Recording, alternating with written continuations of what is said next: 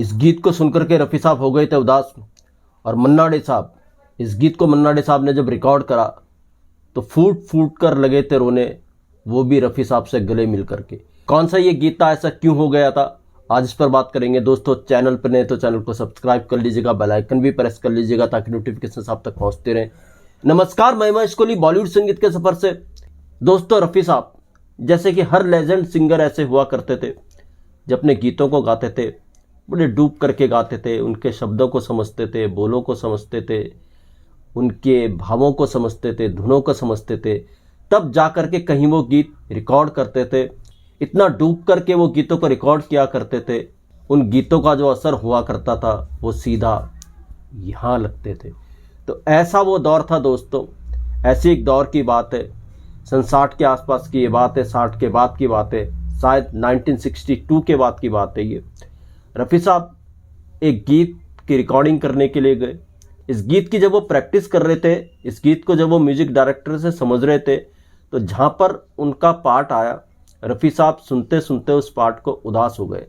संगीतकार ने भी देखा रफ़ी साहब उदास हुए जा रहे, मगर संगीतकार उनको गीत समझाते गए, रफ़ी साहब गीत को समझते गए, मगर न जाने क्यों इस गीत को सुनकर के समझ करके वो बहुत ज़्यादा उदास हो गए थे। इस गीत में उनको कुछ ऐसा लगा था।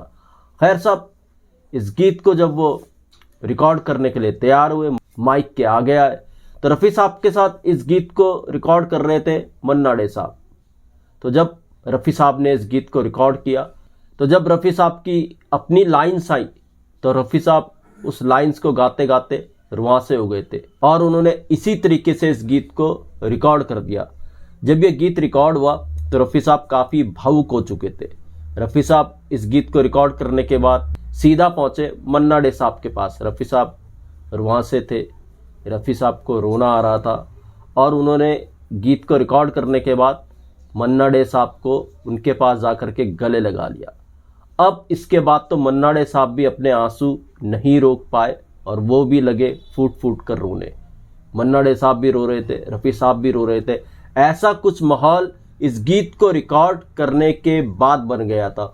वो असर था इस गीत के शब्दों का, इस गीत की पोइट्री का, इस गीत की धुन का ऐसा असर था। संगीतकार को भी हैरत थी। खैर साहब, इस गीत को जो रिकॉर्ड किया था वो खाली रफ़ी साहब और मन्ना डे साहब ने एक साथ नहीं गाया था। मन्ना डे साहब और रफ़ी साहब के साथ दो सिंगर्स ने इस गीत को और गाया था। वो थे तलत महमूद साहब और थे भूपेंद्र साहब। भूपेंद्र साहब का ये पहला गीत था और इसके म्यूजिक डायरेक्टर थे मदन मोहन साहब। भूपेंद्र साहब को मदन मोहन साहब ने इस गीत को रिकॉर्ड करने के लिए सीधा दिल्ली से मुंबई बुलाया था। एक रेडियो स्टेशन में भूपेंद्र साहब और मदन मोहन साहब की मुलाकात हुई थी। मदन मोहन साहब ने जब भूपेंद्र साहब को सुना था, तो मदन मोहन साहब ने वादा किया था भूपेंद्र साहब से कि वो अपने म्यूजिक डायरेक्शन में उनको ज़रूर गीत गवाएंगे। भूपेंद्र को ये एहसास ही नहीं था कि ऐसा सच में होगा। बाद में जब इस फिल्म के गीतों पर काम चल रहा था, तो मदन मोहन साहब ने एक खत भेजा भूपेंद्र साहब के नाम दिल्ली में कि आप मुंबई आ जाओ, आपको एक गीत रिकॉर्ड करना है। इस तरीके से भूपेंद्र साहब ने इस गीत को रफ़ी साहब, मन्ना डे साहब और तलत महमूद साहब के साथ रिकॉर्ड किया। भूपेंद्र साहब का खुद कहना था कि जब उन्होंने पहली बार ये गीत रिकॉर्ड किया तो रफ़ी साहब और वो एक ही माइक पे थे, यानी उस तरफ रफ़ी साहब थे, इस तरफ भूपेंद्र थे। भूपेंद्र साहब का ये कहना था, उनकी हालत ख़राब हो गई थी कि एक ही माइक पे रफ़ी साहब उनके साथ गा रहे हैं। भूपेंद्र साहब को लग रहा था कैसे वो गीत को गाएंगे, मगर भूपेंद्र साहब का कहना था, रफ़ी साहब ने उनके हौसले को बढ़ाया और इस तरीके से फिर भूपेंद्र साहब ने अपने जीवन का पहला ये अमर गीत रिकॉर्ड किया जो कि नायाब था। जैसे मैंने कहा, इसके गीतकार थे कैफी आज़मी और संगीतकार थे मदन मोहन साहब। जी हाँ, ये नायाब गीत कौन सा था? ये नायाब गीत था फिल्म हकीकत का, जो 1964 में आई थी, और गीत था होके मजबूर मुझे उसने भुलाया होगा। होके मजबूर मुझे। सारे के सारे हकीकत के गाने नायाब थे। कैफी आज़मी साहब ने जान भर दी थी इस गानों में, और मदन मोहन साहब ने जो कंपोज किया उसकी तो बात ही अलग थी। और रफ़ी साहब को जो ये गाना था होके मजबूर मुझे उसने भुलाया होगा, मदन मोहन साहब ने रफ़ी साहब को जिस खूबसूरती से गवाया, तारीफ करनी पड़ेगी मदन मोहन साहब की। रफ़ी साहब को इस गीत में अगर आप सुनिएगा तो रफ़ी साहब को मदन मोहन साहब ने एक अलग ही पार्ट दिया। उसने घबरा के और इस गीत का जो वो वाला अंतरा था जो रफ़ी साहब ने गाया था वो इस गीत में अलग ही नजर आता है। और ऐसा लगता है कि इस गीत का जो रफ़ी साहब वाला अंतरा है वही महत्वपूर्ण है, वही इंपॉर्टेंट है।